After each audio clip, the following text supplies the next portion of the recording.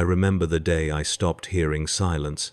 Not the day the guns took my hearing that came later, in increments, a slow theft measured in decibels and damaged nerves, but the day I realized I would never know quiet again. Even now, in whatever passes for rest, I hear them. The hydraulic whine of the recoil mechanism, the metallic clang of breech blocks opening, the dull, earth-shaking thump that travels through bone and gut when a basilisk fires at full elevation. These sounds have replaced my heartbeat. They are more constant than breath, more reliable than prayer, more present than the Emperor himself, in this existence I inhabit, but can no longer truly call living. My name was something once. I had parents, I think, who spoke it with something resembling affection.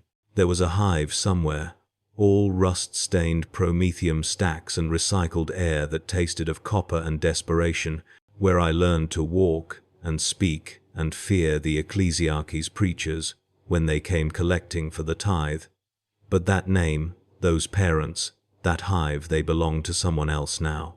Someone I was before the Departamento Munitorum's scribes wrote different words beside my identification number, before the commissar's oath echoed in a processing facility so vast you could lose regiments in its halls, before I learned what it meant to serve the Emperor's artillery.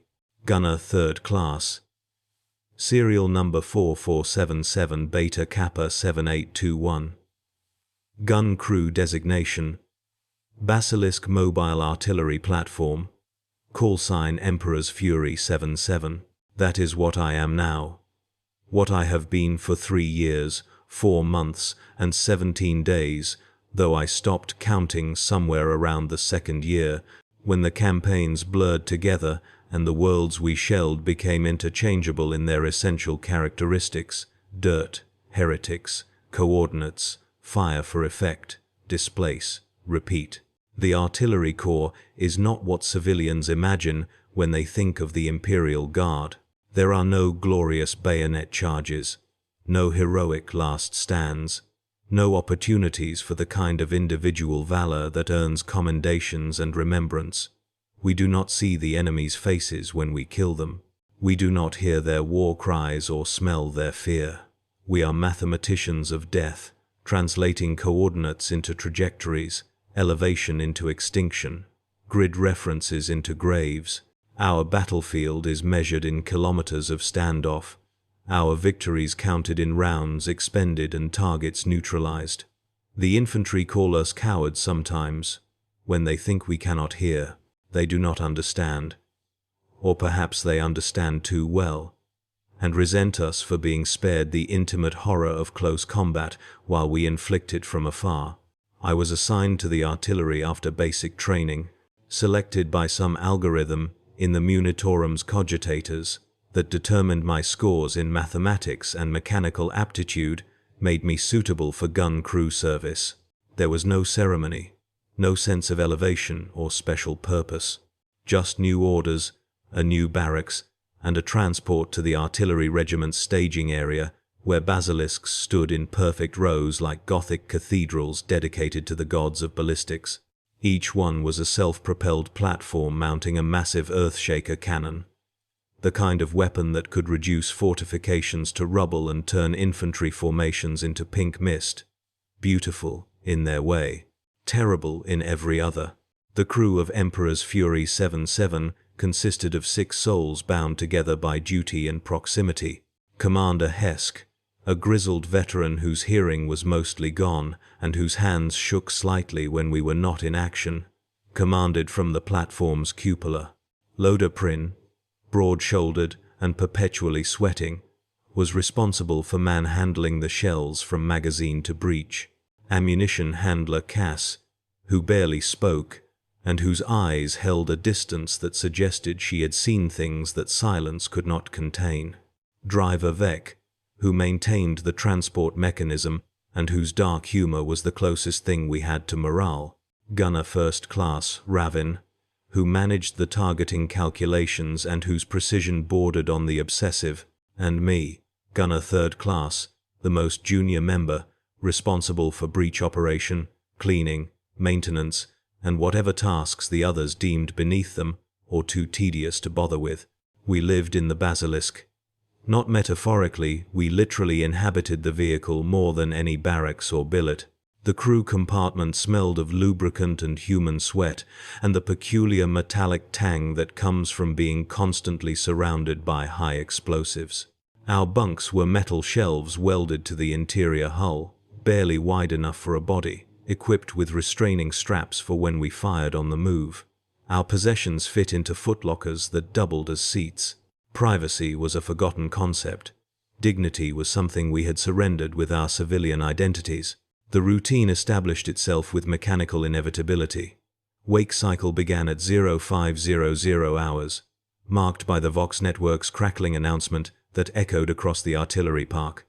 We would perform morning ablutions in cold water from a communal pump, dress in fatigues that never quite dried from the previous day's sweat, consume a ration pack of compressed nutrients that had been manufactured on a forge world none of us would ever see. Then came the morning inspection, checking hydraulics, lubricating the breech mechanism, testing the traversal motors, verifying ammunition counts, examining every component that could mean the difference between a functioning weapon system and a 15-ton piece of useless metal. Commander Hesk was methodical about maintenance, almost ritualistic. "The Basilisk is not just a weapon," he would say, voice rough from years of shouting over artillery fire. "It is an extension of the Emperor's will, made manifest through steel and explosive force. To neglect it is to blaspheme against the God Emperor himself." We would nod, perform the maintenance prayers the tech priests had taught us, anoint the breech with sanctified oils, inscribe purity seals on shells before loading them. The Adeptus Mechanicus representative attached to our regiment, a hunched figure more machine than man who we called Magos, though his actual rank was something unpronounceable, would occasionally inspect our work with mechadendrites that probed and measured while he muttered in binary cant. The waiting was its own form of torture. Artillery crews spend far more time preparing to fire than actually firing, more time repositioning than engaging, more time sitting in readiness than executing missions. We would wait in the Basilisk, engine idling in case we needed to displace quickly, listening to the Vox chatter from forward observers and infantry units, monitoring the tactical network for fire missions, sitting in the particular tension that comes from knowing that at any moment you might be called upon to rain death on coordinates someone else has identified.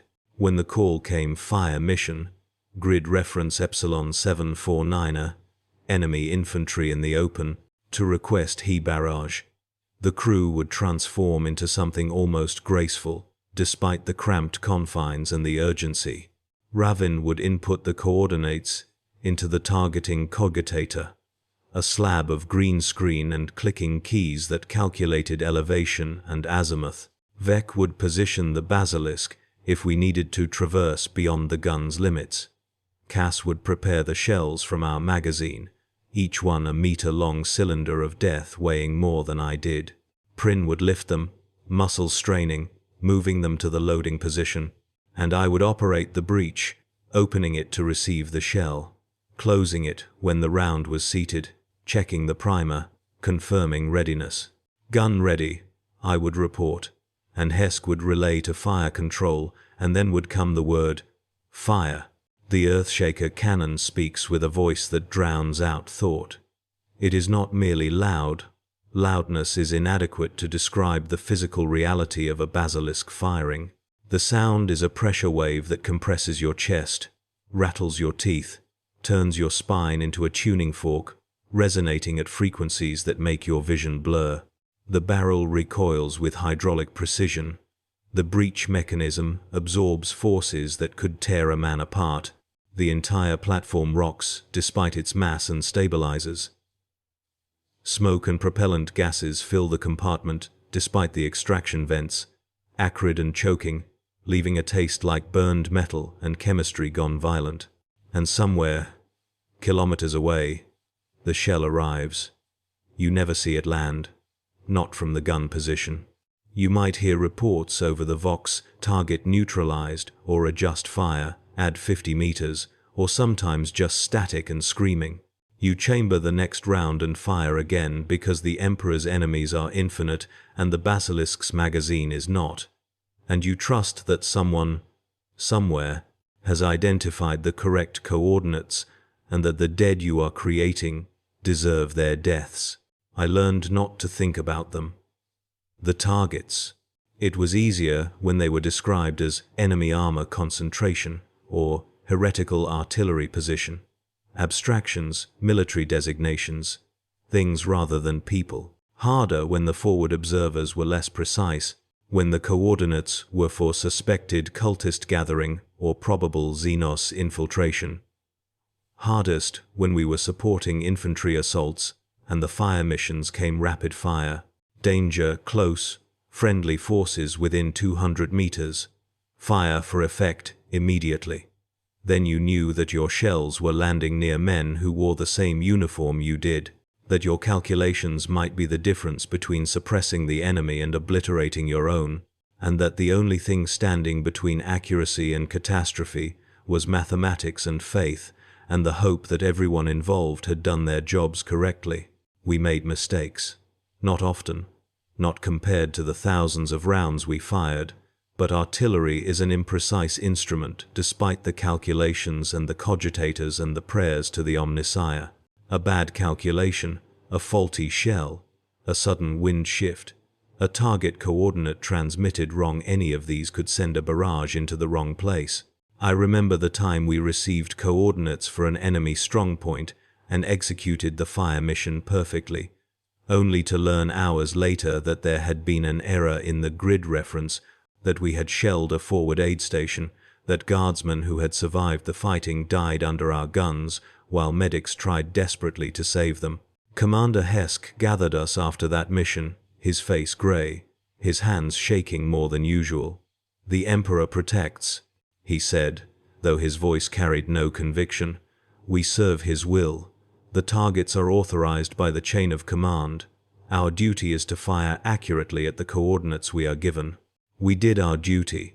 The blood is not on our hands, but we all knew that was a lie we told ourselves to sleep at night, that the blood was absolutely on our hands even if the fault lay elsewhere, that some sins of bureaucracy and war cannot be absolved through the excuse of following orders.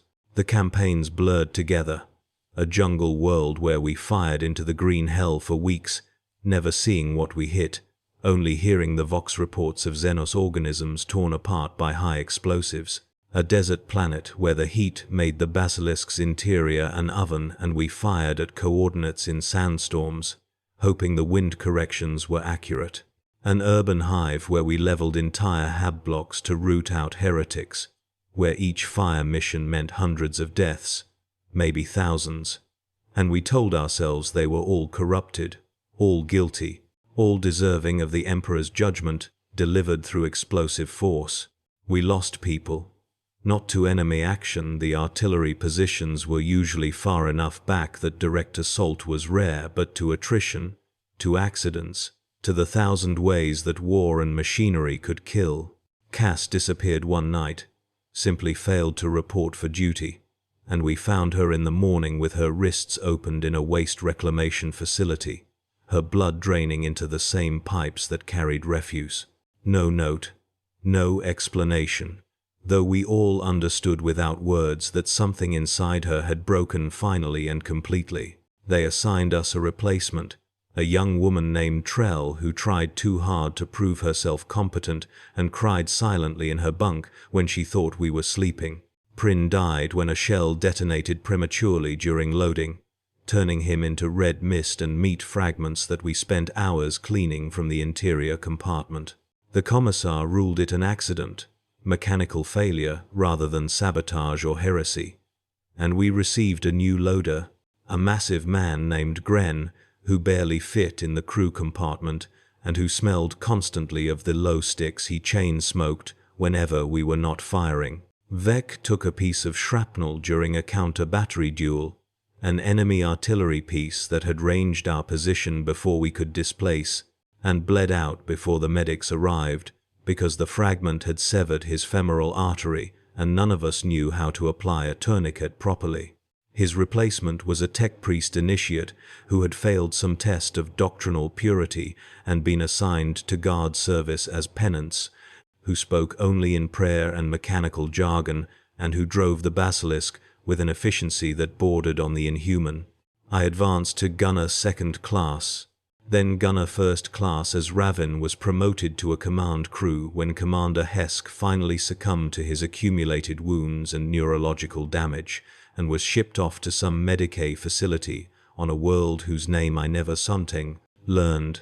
I became the targeting specialist, the one who calculated the trajectories and elevations, who translated map coordinates into death-dealing mathematics.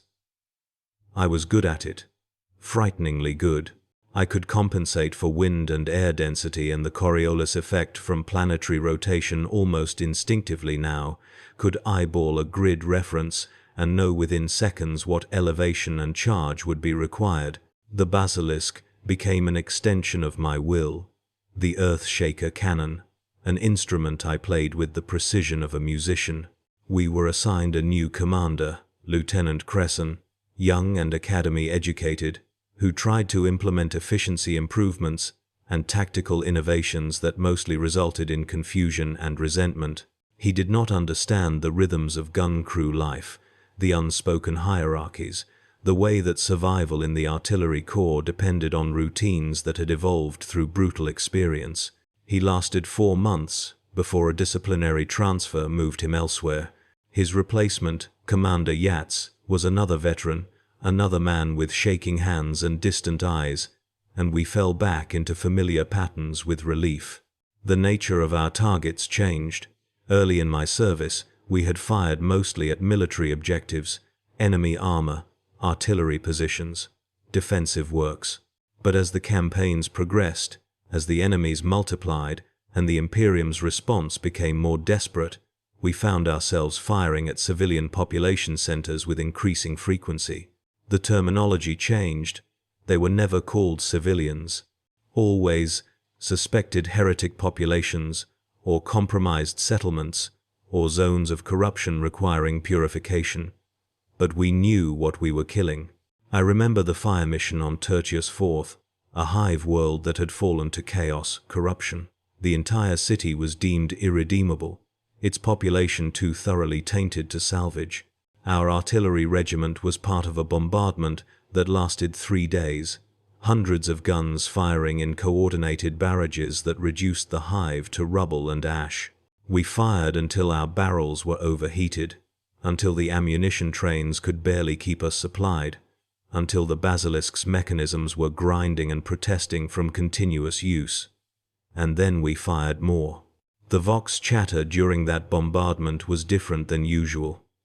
No target adjustments, no battle damage assessments, just coordinates and fire for effect, repeated endlessly.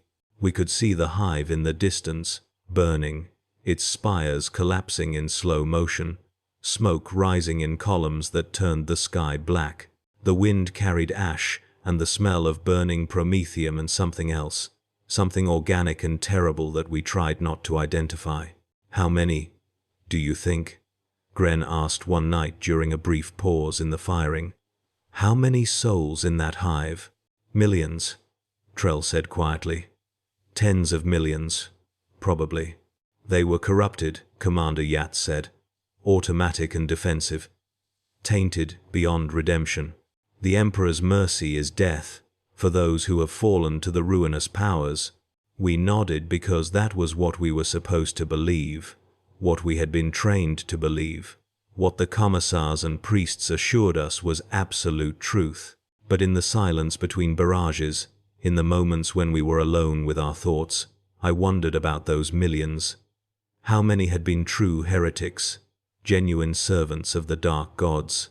How many had been innocents caught in circumstance, victims of others' corruption, people who would have remained faithful if given the chance? How many had been children? I stopped wondering after a while. Not because I found answers, but because the questions led nowhere except madness. The Imperium does not traffic in nuance or proportion. Corruption is absolute, heresy is contagious, and the only safe response to either is total purification. To question this calculus is itself suspect, itself potentially heretical.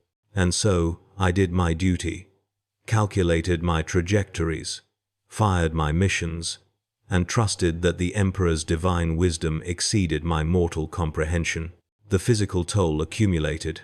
My hearing degraded despite the ear protection we wore, a constant ringing that never ceased, certain frequencies simply gone from my perception.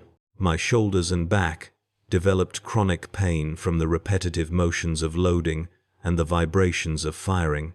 My lungs collected particulates from propellant smoke and battlefield pollution, leaving me with a cough that woke me in the night. My hands trembled slightly now, the fine motor control degrading in ways I tried to hide during targeting calculations.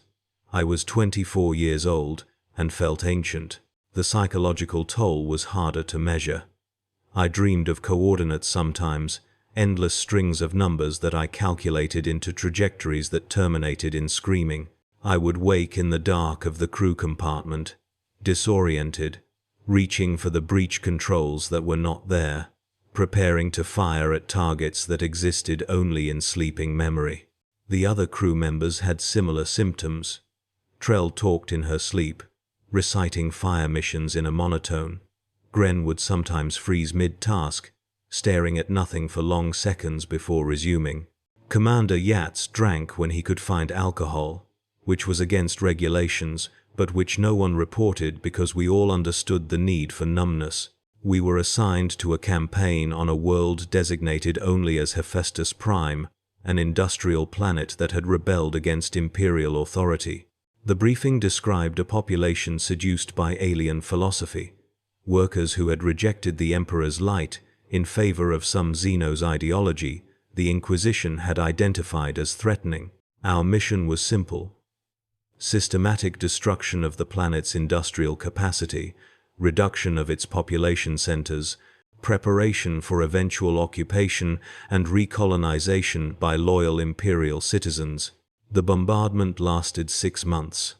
We fired thousands of rounds, displaced dozens of times to avoid counter-battery fire, lost crew members to enemy airstrikes and mechanical failures and simple exhaustion.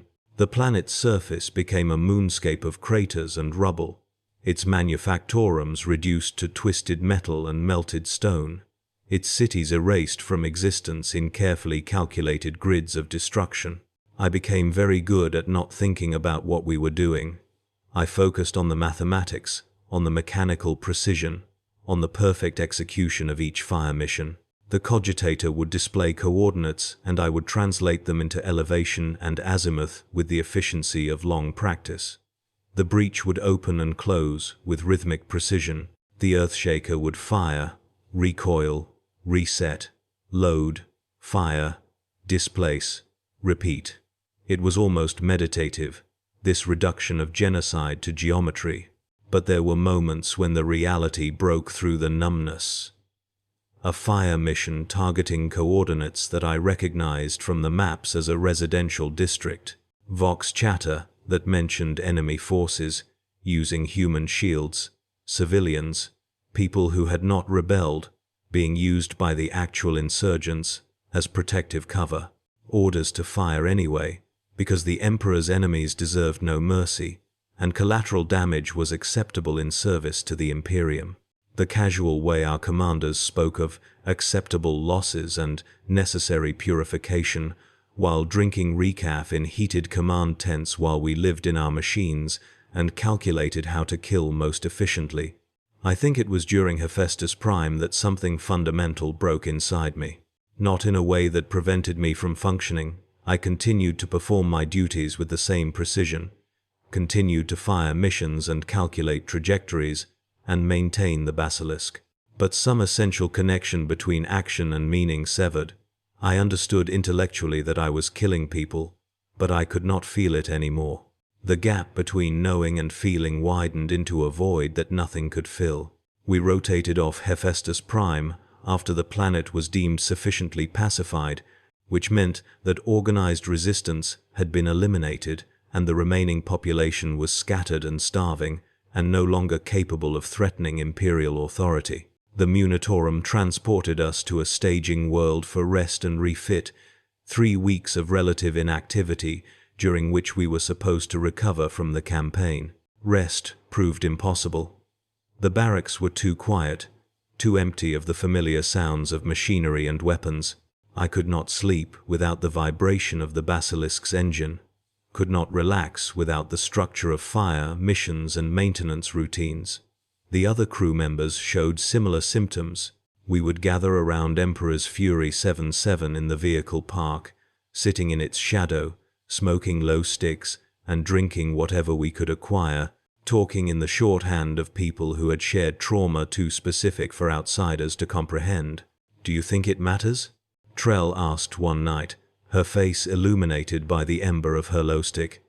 "The targets, I mean. Whether they're actually enemies or just people in the wrong place." "It matters," Commander Yats said, but his voice was uncertain. "We serve the Emperor. The targets are designated by authority that traces back to Terra itself. We are instruments of his divine will." "We're instruments of someone's will," Gren said. "Whether it's divine is above our understanding, I suppose." I said nothing because there was nothing to say that would not sound like heresy, but I thought about the question constantly during those weeks of rest. Did it matter? Did the moral reality of our actions change based on whether our targets were legitimate military threats or just civilians caught in the Imperium's machinery of suppression? Or were we simply weapons ourselves, no more responsible for our effects than the shells we fired? The commissar attached to our regiment, a severe woman named Vole who had executed 3 guardsmen for desertion during the Hephaestus Prime campaign, gave a sermon during one of the mandatory religious observances.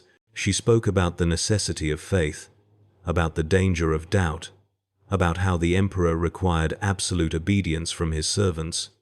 "You are not paid to think," she said, her augmetic eyes sweeping across the assembled soldiers. "You are paid to fight, to die if necessary, and to kill the Emperor's enemies without hesitation or moral equivocation. Doubt is the gateway to heresy. Hesitation is the father of failure. You will do your duty, or you will face his judgment." We ended our rest period and deployed to a new war zone, a world whose name I do not remember, to fight enemies I never saw, to fire at coordinates someone else selected. The routine re-established itself with terrible familiarity. Wake, maintain, wait, fire, displace, repeat. Days became weeks, weeks became months. Months became a blur of campaigns and worlds and targets. More crew members cycled through. Trell died in an air raid, crushed when the Basilisk took a direct hit that penetrated the armor and detonated our ammunition. The explosion killed her instantly and wounded Gren badly enough that he was evacuated to a Medicae facility. Commander Yats was transferred to a training regiment after he was found one morning with his service pistol in his mouth, stopped only by intervention from another crew member who heard him praying for forgiveness. I was promoted to gun commander, given my own Basilisk and a fresh crew of young, terrified guardsmen who looked to me for guidance I did not know how to provide. I trained them the way I had been trained, through routine, through repetition, through the establishment of procedures that would function even when thinking became impossible. I taught them to maintain the Basilisk, to calculate trajectories, to load and fire with mechanical efficiency.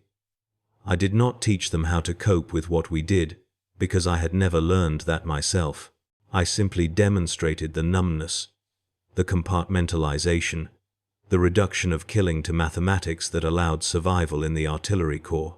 My new crew consisted of young men and women barely out of basic training, their uniforms still crisp, their hands unscarred, their hearing still intact.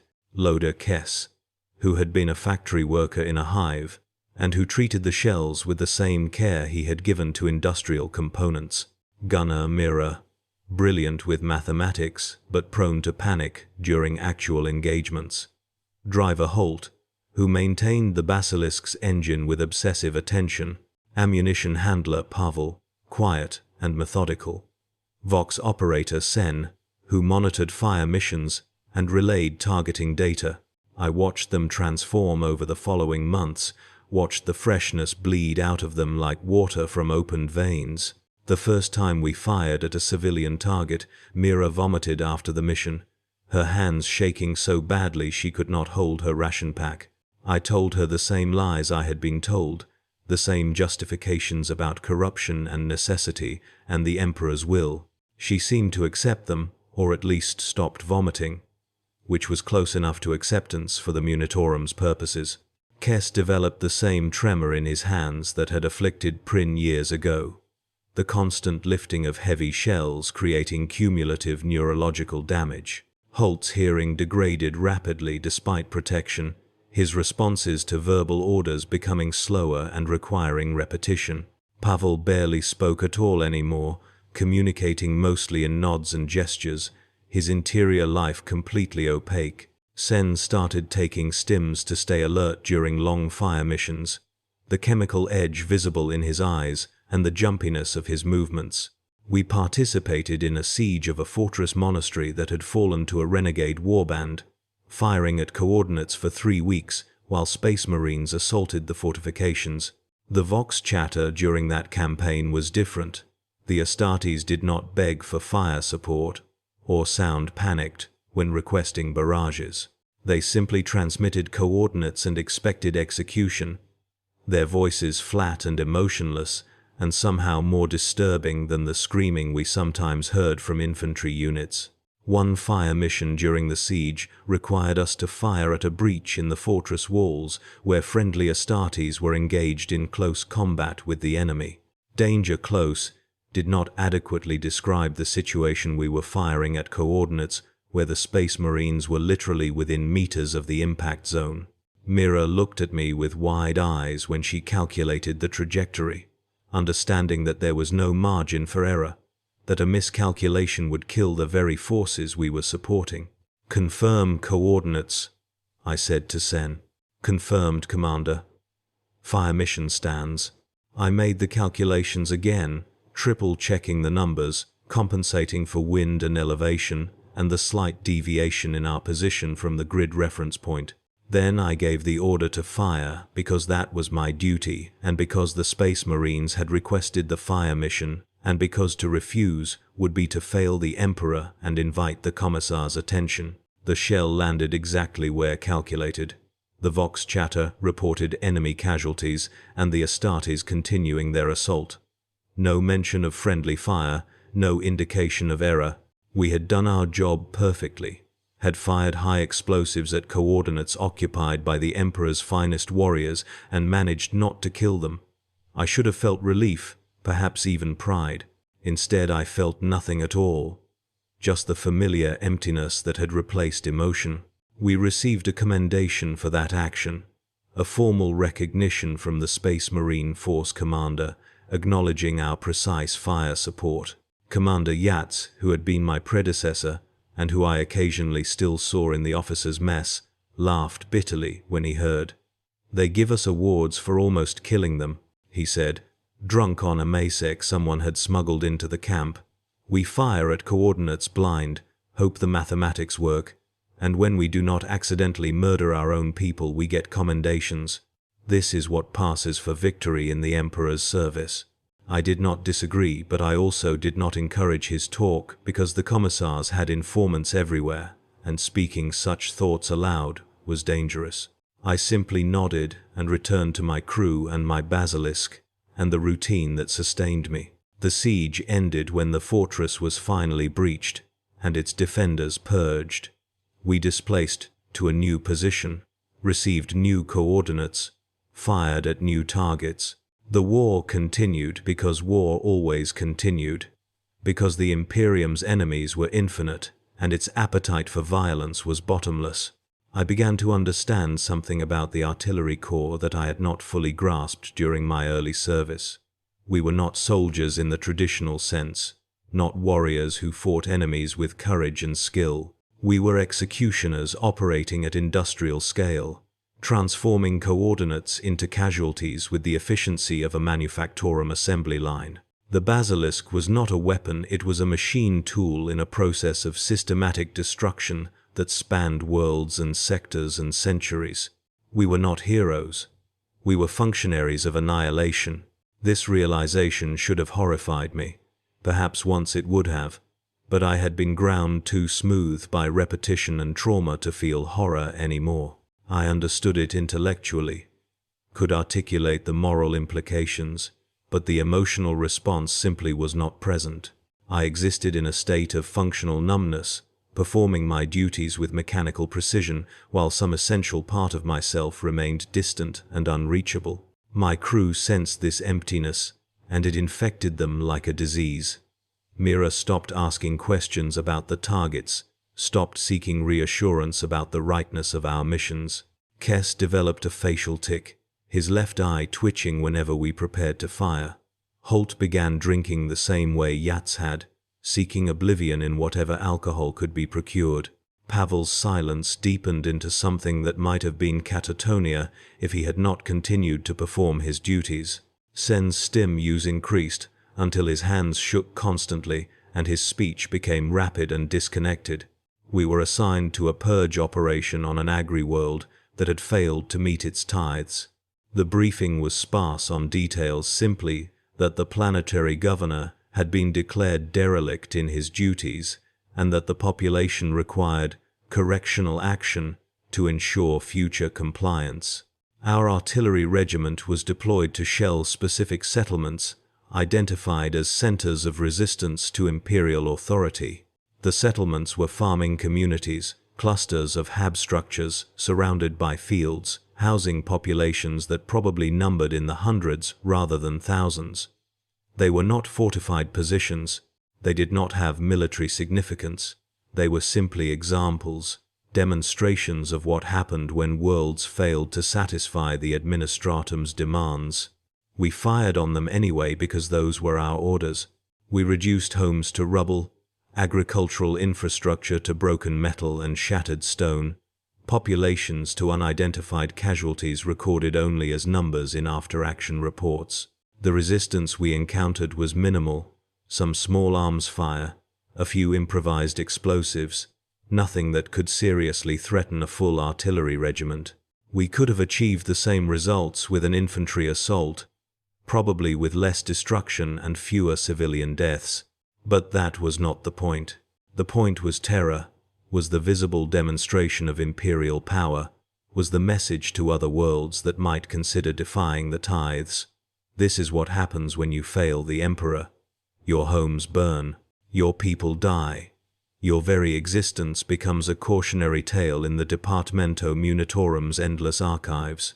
I know this because I overheard the regimental commander explaining it to his staff officers, his voice carrying across the command tent where I had been summoned to provide targeting assessments. "We are not merely suppressing resistance," he said. "We are creating an example that will resonate across the sector. Every shell we fire here is a message, every casualty a warning. The administratum requires this demonstration, and we will provide it with maximum efficiency." Maximum efficiency. That was how he described the systematic destruction of farming communities, not as tragedy, not as necessary evil, but as administrative efficiency. The reduction of human lives to acceptable casualties in service to bureaucratic messaging. I returned to my crew and relayed the fire missions, and we executed them with our usual precision. Mira cried during the bombardment, but did not stop working. Kes loaded shells with mechanical repetition, his face blank.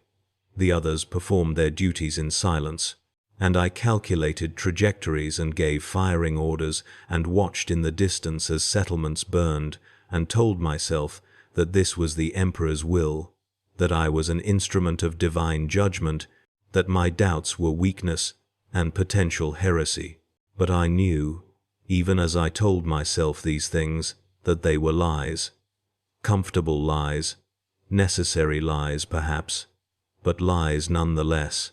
The Emperor distant, unreachable, possibly dead for 10,000 years despite the ecclesiarchy's insistence otherwise, was not commanding these actions. Bureaucrats were. Administrators calculating economic efficiency and political messaging. Commanders seeking to advance their careers through successful campaigns. A vast machinery of institutional cruelty that operated independent of any divine will, that had learned to cloak itself in religious language while pursuing purely mundane purposes. This knowledge should have broken me, should have sent me to the commissar's tent with a confession of heretical thoughts and a request for the Emperor's mercy through execution. But I had gone too numb for even that dramatic gesture. I simply continued firing, continued killing, continued existing in the shell of what had once been a person. The Agri-World operation concluded after 2 weeks. We received new orders, displaced to a transport ship, departed for another war zone. In the vessel's hold, surrounded by hundreds of other artillery pieces and thousands of guardsmen being moved like cargo to wherever the Munitorum determined we were needed, I sat in the crew compartment of my Basilisk and tried to remember what I had wanted from life before the artillery corps claimed me. I could not remember.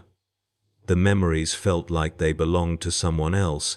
Some other person who had existed before the guns took everything that made him human and replaced it with coordinates and calculations and the mechanical precision of serving the Earthshaker cannon.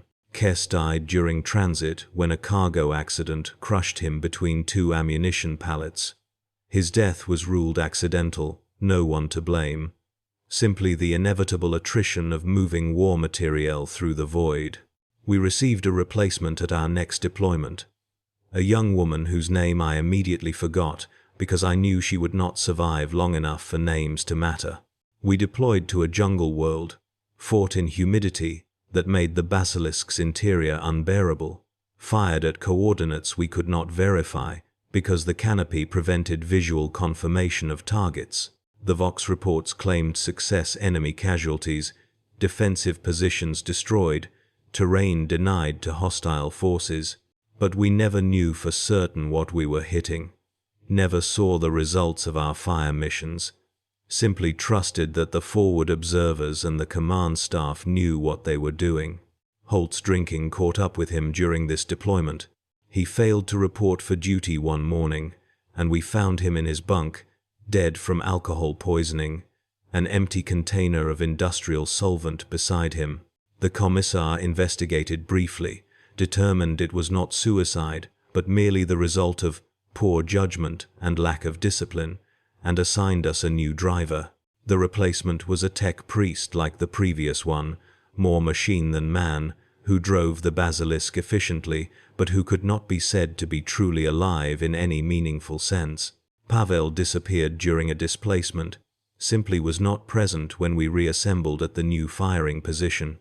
We searched, reported him missing, but in a jungle that vast and that hostile, finding one missing guardsman was impossible. He was declared killed in action, his possessions distributed to the crew, his name added to the casualty lists that no one except the administratum's scribes would ever read.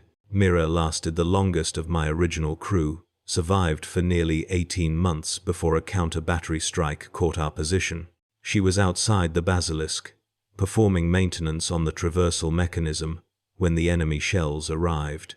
I never saw her body afterward, just helped clean the fragments and blood from the exterior hull, tried not to think about how she had vomited after our first mission firing at civilians and how she had slowly learned to suppress that response until she could fire at any target without visible reaction.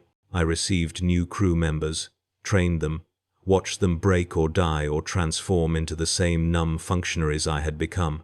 The cycle repeated endlessly, fresh troops arriving with hope and fear, those emotions being ground away by the routine of artillery service, the survivors becoming hollow vessels that performed their duties with mechanical efficiency, while whatever made them human withdrew into some unreachable interior space. I was promoted to battery commander, given responsibility for multiple basilisks, tasked with coordinating fire missions across several gun crews. The promotion came with negligible additional authority but significantly more responsibility. I sat in command tents, studied tactical maps, translated strategic objectives into targeting priorities, coordinated with forward observers and fire control officers, and tried not to think about the fact that my decisions now affected multiple gun crews rather than just one. The campaigns continued, a hive world where we fired at coordinates in urban terrain, never certain what we were hitting but trusting that the Arbites and local authorities had identified legitimate targets. A death world where we supported an expeditionary force against Xenos organisms, firing at coordinates in terrain so hostile that simply surviving was a victory independent of military objectives.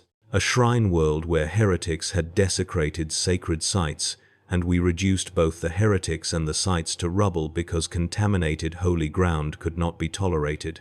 I developed the same tremor that had affected my predecessors, my hands shaking slightly when I reviewed targeting data or signed fire mission authorizations. My hearing was mostly gone now, communication possible only through Vox headsets and shouting. My lungs rattled when I breathed, the accumulated particulates from years of propellant smoke creating permanent damage. My back ached constantly from the vibrations of artillery fire and the awkward positions required to work inside the Basilisk's cramped interior. I was 28 years old and felt ancient, used up, my body degrading from the cumulative trauma of artillery service. The Medicaid personnel who performed our periodic health assessments noted the damage in their reports, but did nothing because artillery crews were expected to accumulate such injuries and because the Munitorum's needs exceeded its concern for individual health. We would serve until we could no longer function, then be retired to some auxiliary duty or invalided out to spend our remaining years coughing and shaking and deaf. If we lived that long, most artillery crew members did not, the statistics showing that casualties over a 5-year period approached nearly total attrition through combat, accident, disease, or simple systemic failure. I had survived 4 years, beating the odds through a combination of skill and luck that could not last indefinitely. I wondered sometimes what would kill me. Enemy counter-battery fire, a manufacturing defect in one of our shells causing a premature detonation, disease from the countless polluted worlds we deployed to, or perhaps simply the gradual breakdown of my body under the cumulative stress until some vital system failed. Or maybe I would follow the path of Yats and others, finding a quiet moment and a loaded weapon, and choosing to end it, rather than continue serving. But I lacked even the conviction for suicide. To take my own life would require caring enough about my existence to actively terminate it, and I had gone too numb for that. I simply continued existing, performing my duties, coordinating fire missions, watching my crews die and be replaced and die again. We were deployed to suppress an uprising on a frontier world, a population that had rejected the Imperium's authority and declared independence under some local warlord.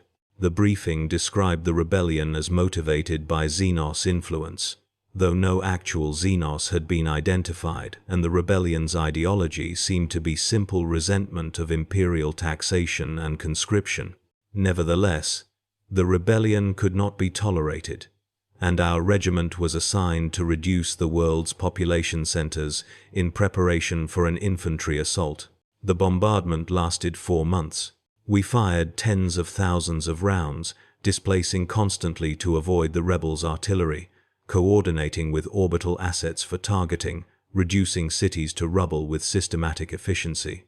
The rebels fought harder than expected, their artillery crews giving as good as they got, their counter-battery fire accurate enough to destroy several of our basilisks and kill dozens of crew members.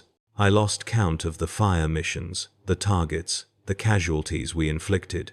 The coordinates blurred together into an endless sequence of numbers, the reports of target destruction becoming background noise, the very concept of individual deaths losing meaning in the face of industrial-scale killing. We were not fighting a war, we were processing a population through explosive force, reducing human beings to acceptable casualty figures with the efficiency of a well-managed manufactorum. During the final assault, as infantry advanced through the ruins we had created, I stood outside my command Basilisk and looked at the city we had destroyed. Smoke rose from 1,000 fires, the air thick with ash and the chemical smell of high explosives. The architecture, what remained of it, showed signs of having been beautiful once, with decorative facades and carefully planned public spaces. A civilization had existed here. People had lived and worked and loved and hoped for futures that would never arrive. And we had erased it. Not because the people were evil or corrupted or aligned with the ruinous powers, but because they had rejected imperial authority, and because the Imperium's response to rejection was always and only total destruction. The calculation was simple. The cost of a rebellion spreading was higher than the cost of exterminating a population, therefore extermination was the efficient solution. I thought about the gunner I had been 4 years ago, the young man who had wondered about the moral reality of what we did, who had struggled with the knowledge of firing at civilians, who had tried to maintain some sense of ethical dimension to his service. That person was gone, eroded by repetition and trauma and the systematic suppression of doubt, until nothing remained except the hollow functionary who calculated trajectories and coordinated fire missions without hesitation. The commissar found me standing there, staring at the ruins. "Are you well, Commander?" she asked, her augmetic eye whirring as it focused on me. "I am functional, Commissar," I said, which was the truth. "You have served the Emperor well in this campaign. Your coordination of fire missions was exemplary. The infantry commanders specifically noted the precision of your supporting fires. I simply performed my duty, Commissar, as we all must." She paused, studying me with an intensity that suggested she saw more than I wanted visible. "Faith is sometimes tested by the burden of necessity, Commander. The Emperor asks much of those who serve in the artillery corps. You must trust that your service, regardless of its nature, advances his divine plan." I nodded because that was what was expected. But I no longer believed in divine plans or sacred purposes or any of the religious framework that supposedly justified what we did. I believed in coordinates and trajectories and the mechanical reality of high explosives transforming matter from living to dead. Everything else was narrative we constructed to make the killing bearable. The campaign ended. We received new orders. The cycle continued. I am 31 years old now, though my body is that of a man decades older, broken by artillery service in ways that will never heal. I command a battery of basilisks, coordinate fire missions across multiple war zones, train new crews who arrive fresh and leave broken or dead. I have fired at thousands of coordinates, killed hundreds of thousands of people, maybe millions. The numbers are too large to comprehend, and the Munitorum does not share casualty assessments with battery commanders.